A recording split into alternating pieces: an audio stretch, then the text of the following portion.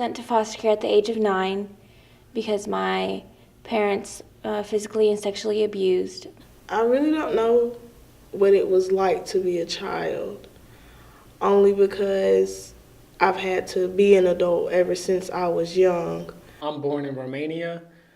My biological parents are deceased. I went from orphanage to orphanage, as well as homelessness. And eventually, one way or another, it took a while. I ended up in America. I was adopted. And for a while, I struggled to find a relationship with my parents. It took quite some time. And then eventually, as I grew to love them, I had the issues and bad habits to go with it. And so the trust was not there. And the communication level to have the relationship wasn't there. Kind of went from place to place in group homes and then ended up in DSS. I would just be doing the same things, getting in trouble and stuff like that, and probably end up in worse positions. She never really felt wanted or that she belonged or that she was important. Because I was one of the older kids in the group home, so I didn't really have anyone to relate to because everyone was younger than me. I noticed that the other girls were having people that were coming to see them. I didn't really, trust people at first. When things go wrong, I always see the negative. When you're born with a crappy pair of glasses, cracked pair of glasses, you walk around in life and all you see, no matter how good it is, everything you see through that glasses, that pair, metaphorically speaking, is going to have a crack. It's going to be negative. It's going to be bad. And so learning how to take off those glasses and learn that everything is not bad, I remember very vividly, we've had long conversations where I was just pretty much scared of the whole world or I hated the whole world. David's like, you got to get a job. You have to have a driver's license. It's great to have someone to talk to. He got me back in school, starting me with driver's ed and everything. So that's what, father figures does. So, I call him dad, and we just had that type of bond and relationship. Just leave me. I said, I feel like everybody leaves me, but she was like, I'm not going to leave you. I'm not going nowhere.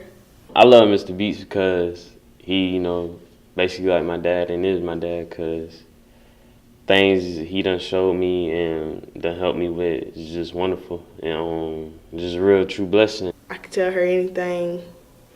Like, I trust her more than I trust some of my friends, more than some of my family members. She's been an amazing person to me, and I wouldn't trade her for nothing in the world.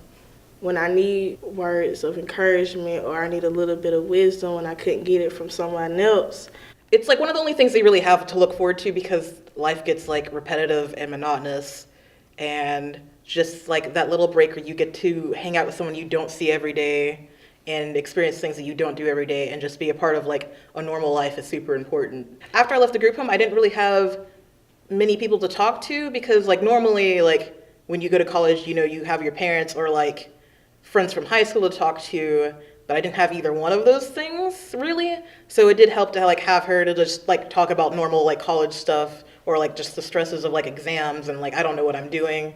Like it was cool to just have someone to talk to.